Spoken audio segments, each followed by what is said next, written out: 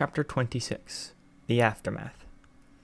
This was not a scene to be smiling at, but Shinso was so caught up in the fact that he just helped defeat the hero killer with a knock-knock joke that he couldn't help himself. "I can't believe that worked," he exclaimed, pulling at his persona cords to ensure that his imitation of All Might's voice wouldn't be repeated. And then Midoriya was laughing too. Crying, but laughing. It was often a combination of the two when it came to Midoriya. Eraserhead skidded around the corner a couple of seconds later. Once Shinso was behind him, Mr. Aizawa's hair decided that it didn't like gravity anymore as he activated his quirk. Whatever Stain's quirk was, seemingly a paralysis one, like Midoriya had assumed, it was immediately countered and the four injured people sprawled across the alleyway, sighed in relief as they were freed from the power. Mr. Aizawa reached Ida first, helping him to his feet and interrogating him over what had happened whilst Shinso reached Todoroki. The ice on his right arm was slowly thawing as he used his fire to remove it. Shinso's eyes rested momentarily on the blade sticking into his right, but before he could even ask if it hurt, which would have been stupid anyway, Todoroki stomped down again and scooped a small bundle of fluff off the floor. Siren. Shinso gasped as he took her from his wounded friend.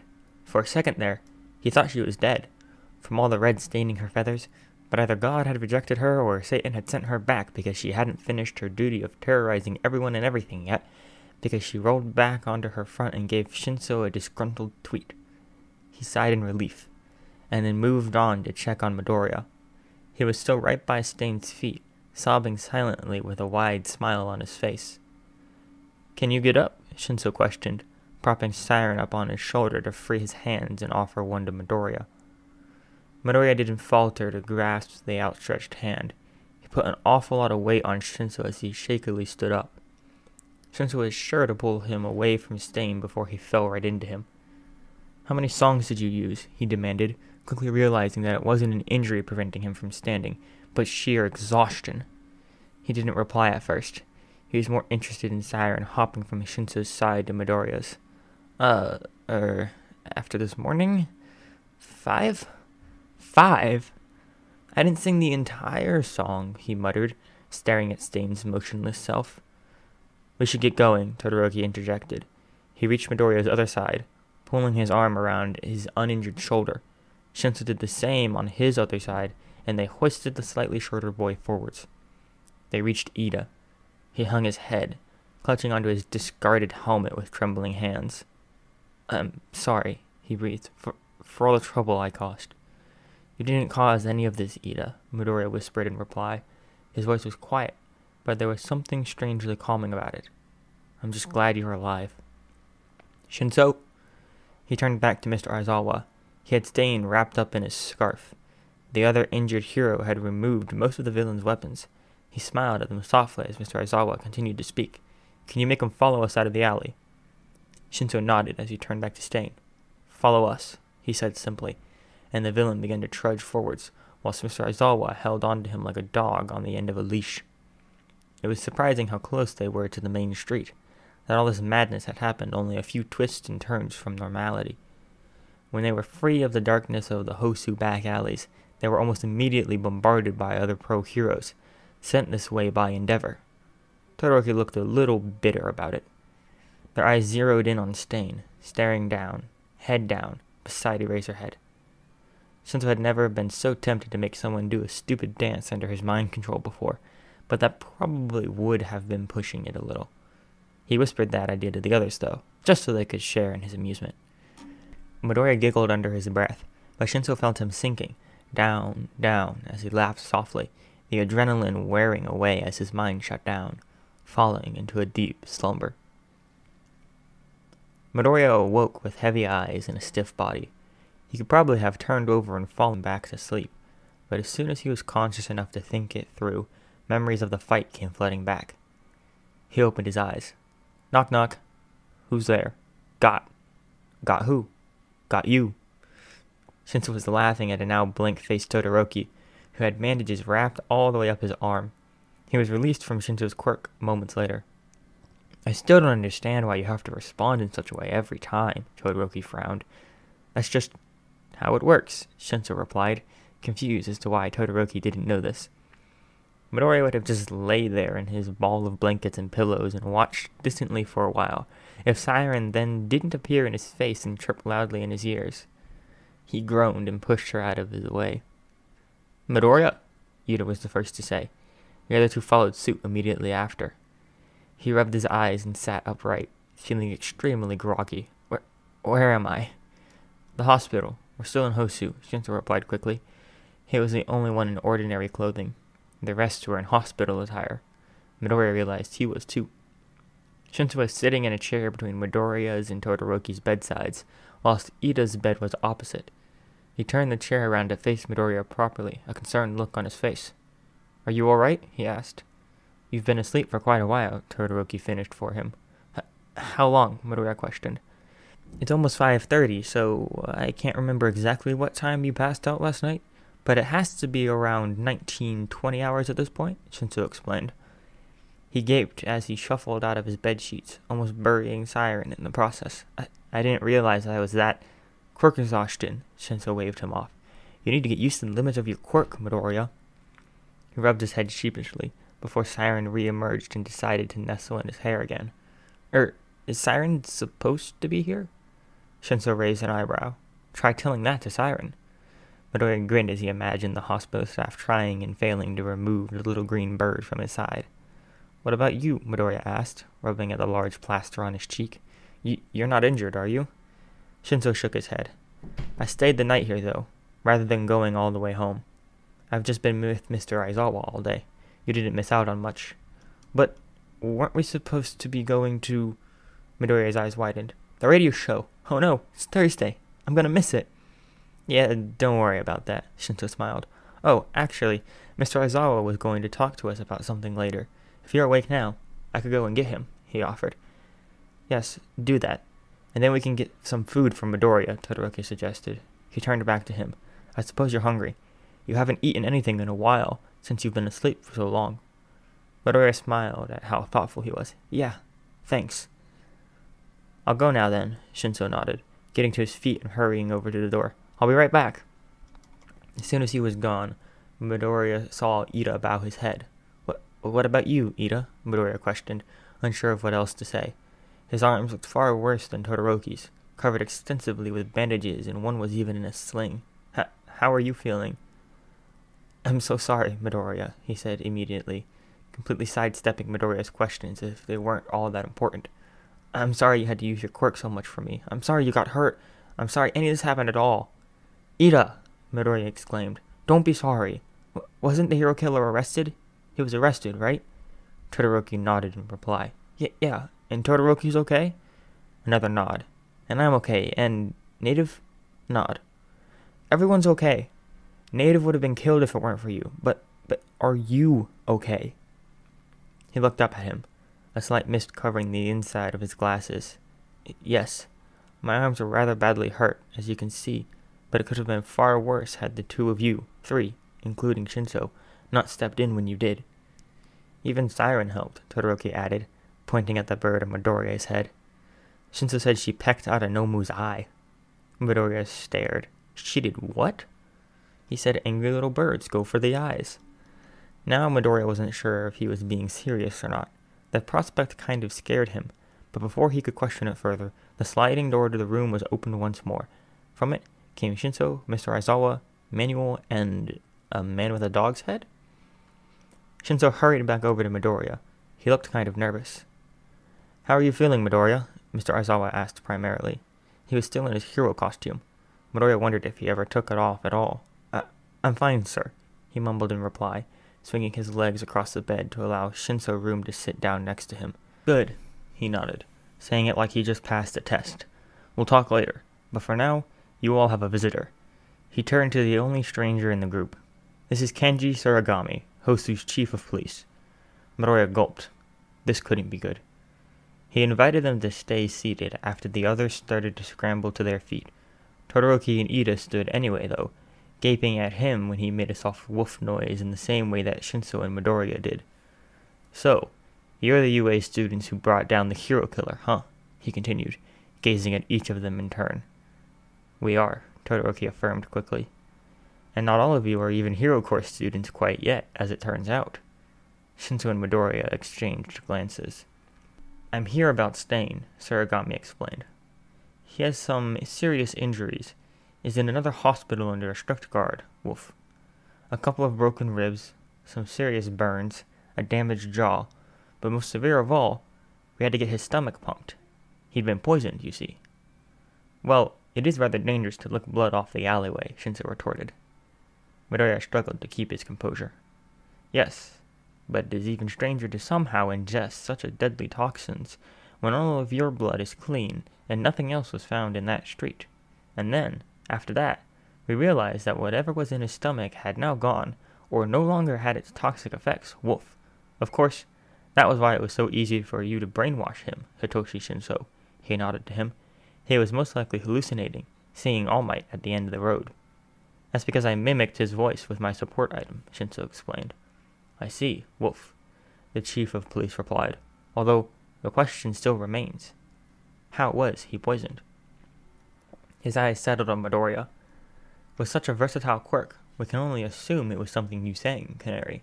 Midoriya faltered, but bowed his head and nodded. You have a powerful ability, Saragami continued, scratching his ear. Eraserhead has informed us you were able to destroy one of the Nomu single-handedly. Midoriya caught a glimpse of Ida and Todoroki's expressions from the corner of his eyes. Manuals, too. They clearly didn't know about this yet. See, what you did there was perfectly acceptable, and falls under Eraserhead's responsibility as your supervisor. He told you to do it, as a pro hero, and you, acting as his intern and a Hero Corps student, acted appropriately. Woof. After you were picked up by that Nomu, Mr. Aizawa said, glancing at the chief briefly to check if it was okay to talk. After a swift nod, he continued, I told you to use your quirk to protect yourself and to protect others. That was very specific wording. Like the first time with the Nomu, added the chief, your confrontment with Stain was under the direct instruction of the pro hero you were interning under. Despite the fact that he wasn't expecting you to run into him, you still used your ability to protect native and Tenya Ida, as well as yourself. Woof. If you had not attacked Stain with the sole purpose of protecting others, we wouldn't be able to twist the paperwork as easily. But thanks to Eraserhead's quick thinking, everything you did was perfectly legal. However... Oh, Midoriya did not like that, however. Not all of you acted entirely lawful. He continued to explain the rules and regulations around using quirks as weapons, what the heroes could do, and what the police couldn't, and, more specifically, what students who didn't act under the order of their supervisor without a provisional hero license were not allowed to do. Todoroki was furious. Are you saying Ida should have just left native to die? Or I shouldn't have stepped in to stop Stain from murdering all three of them? So, it's okay to break the law as long as it goes your way? There were some backhanded comments thrown between the two of them. Midoriya felt rather helpless as he shrunk back. Shinso was gritting his teeth, seemingly trying to hold back a similar anger to what Todoroki was displaying. Calm down, kid, Mr. Aizawa suddenly interjected. Hear him out first. Todoroki backed down a little, unsure. It's a legal responsibility of heroes and of the police department to publicly release the doings of any and all heroes in a villain attack. Stain's broken ribs were from Ida's assaults, whilst his burns were from yours, Shoto Todoroki. However, since none of you are official heroes yet, we may be able to twist the story a little and keep your names out of it. If we were to do that, neither of you would have to face the punishment that you really should, but you wouldn't get the recognition either. Somehow, we still have to explain those burns. He turned back to Midoriya. Me? Yes. Endeavor was around, so, alternatively, we could say that he defeated the hero killer, but the poisoning doesn't follow up. However, as I said, your quirk is very versatile, something you displayed in the sports festival, Woof. If you can use fire, and an ability to strengthen your blows, and something to poison him, using all this would match up with your quirk exhaustion as well. Todoroki's injuries could be related to incidences elsewhere in the city, due to how busy last night was. We could say that Ida was there, after running into him with native and looking very similar to Ignium, was quickly incapacitated. And then Canary turned up and was able to hold him off until Shinso arrived to stop him, and Eraserhead lifted the effects of his quirk, Woof. Midoriya's heart was in his mouth. Him? Take nearly all the credit? This would ultimately mean that Eraserhead, Shinso, and Canary would get all the praise for defeating the hero killer, despite everything that the two of you did. But we could tell the truth. the truth is yours. Either way, me and Endeavor will need to take responsibility for being negligent as supervisors, Manuel sighed. Endeavor will be punished? Todoroki questioned quickly. He shouldn't have let you out of his sight in such a dangerous time, Mr. Aizawa explained. Not even as a father, let alone a pro-hero. Todoroki turned his head slightly away from them, but Midoriya didn't miss his slight smirk. Ida bowed before Manuel, apologizing for 100th time that day. Yeah, you caused us a lot of trouble, Manuel said, batting him jokingly on the head. Remember that, and don't do it again. Todoroki then apologized too, bowing only slightly to the chief of police. I know it's not fair, and with a bow he said, but at least allow me to thank you. You could have started with that, Todoroki muttered. All that's left to do is first give this information to a responsible media outlet first, making sure that they word everything as we need them to, Surigami exclaimed, standing upright again. Thankfully enough, we were able to find someone on such a short notice. In fact, I will go and collect them now. It's not long until Canary is supposed to be on the radio, and the public will want answers for his absence and for the arrest of the hero killer, Stain.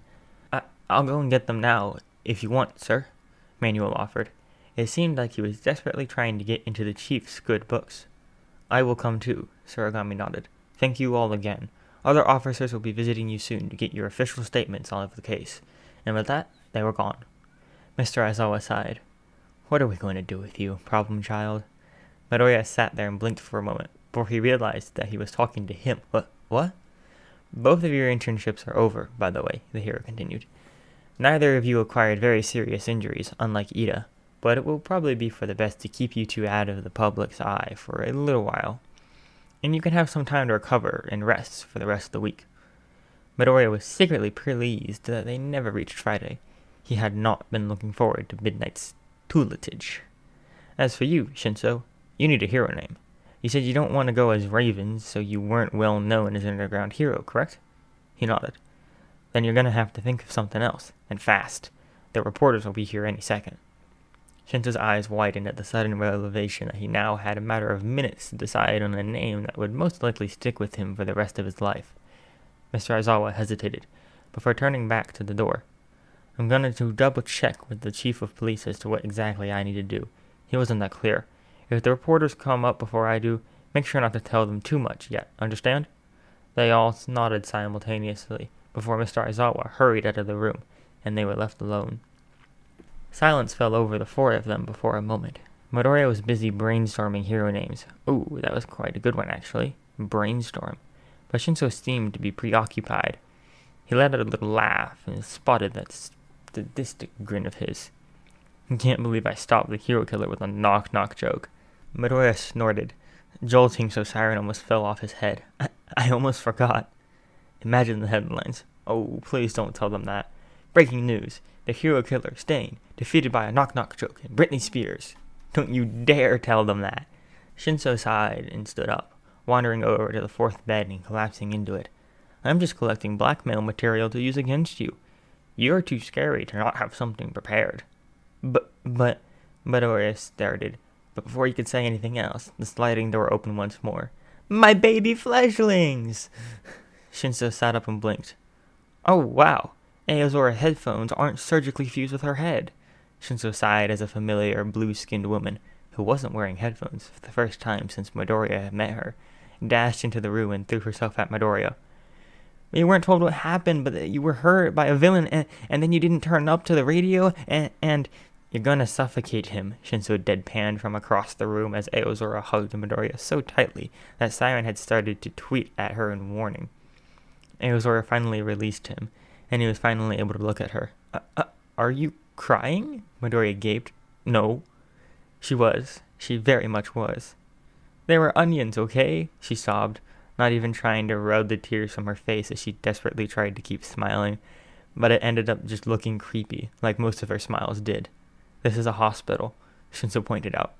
They were doing surgery on it, she cried back. On an onion? She pointed at him accusingly. Quirk discrimination! You don't look like an onion, Todoroki interjected. They all stared at him.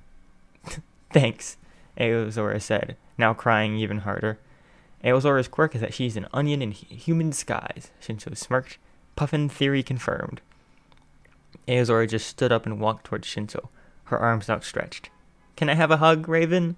"No, don't touch me," he replied with a blank expression. She just stood there, arms wide, with gallons of tears rolling down her face. Shinso caved after about a second. "You're using up your hug tokens." I only get one hug token?" she sobbed. He glared at her, and then sighed. "You get 2. "Excuse me, but who are you?" Ida questioned from across the room as Aozora practically strangled Shinso in one of her hugs. "Are you the reporter?" "What? Wait, you're not a reporter, Aozora," Midoriya remembered. "You just run the radio." "I don't just run the radio," she exclaimed, freeing Shinso in the process. "But no, I'm not a reporter, but I'm the manager, so I came." "Then where's the reporter?" Shinso questioned. "Talking with Eraserhead," she explained. "But anyway, hi, I am Aozora. I co-produce Put Your Hands Up Radio, and I'm Canary's boss." "I thought I was disowned," Midoriya frowned. You've been re-owned," she whimpered. "None of this makes any sense," Shinso acknowledged, throwing his hands up in the air. "I don't understand," Todoroki said, raising his uninjured hand slightly. "What is your quirk?" Shinso and Midoriya turned to her with wide, expectant eyes. She just grinned in a way that almost made Ida recoil. "Never mind that," was all she said. She so knew Midoriya wanted to know the answer to that. She was doing this on purpose at this point. So unfair. "So, you're not an onion?" Todoroki raised an eyebrow. Aozora just pointed at him. "Who is this person and where are the adoption papers?" "Oh, Aozora," Midoriya explained. "This is Puffin and Crane." "What?" she shouted. She stopped crying now, but her skin was still shining with the remnants of her tears. Aozora jumped up and ran over to Todoroki. "You're Puffin?" "This is from our aviary chat, right?" Todoroki asked Midoriya. He nodded happily. "Then I suppose so?" She grabbed his shoulders. "I love you so much." She does that," Shinso sighed. "Just accept it." That was when the door opened once again, and Mr. Aizawa returned with a rather short woman by his side. She wore a green and yellow dress, with lots of light brown hair that must have taken ages to brush, only held out of her eyes by her large circular glasses. "Yoka!" Aozora suddenly exclaimed, leaving Todoroki's side and hurrying over to her. Yoka immediately sidestepped Aozora, as if she was used to her antics, and walked further into the room. "Hello, I am Yoka Kukisha, a reporter with Put Your Hands Up Radio. We are going to be the ones to officially broadcast your story to the world, and we have," she checked her watch, "exactly 2 hours before Canary's hour begins, before which we must have the story prepared." Midoriya gulped, glancing at the others, who didn't look nearly as nervous. Kukisha pulled a tablet and an electronic stylus from her satchel. She turned it on, and the end of the pen glowed bright green. "So, shall we begin?" Present Mike's Radio Show! Tuesdays and Thursdays from 1830 to 1930, Canary's Hour.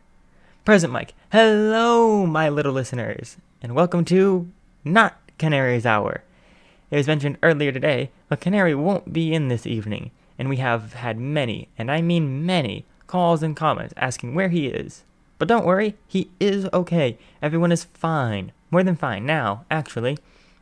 I'm going to hand this over to our wonderful friends down in the news department to explain. We haven't had a breaking news story interrupt our usual broadcast in ages.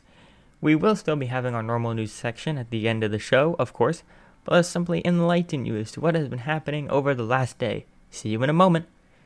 The usual music for introducing the news segment is played. Kukisha. Good evening, I am Yoka Kukisha, coming to you live from Hosu City. It was in these very streets that, yesterday evening, the infamous hero killer, Stain, was arrested by police after seriously injuring a pro-hero, native, and a UA Hero Course student attending an internship in the area.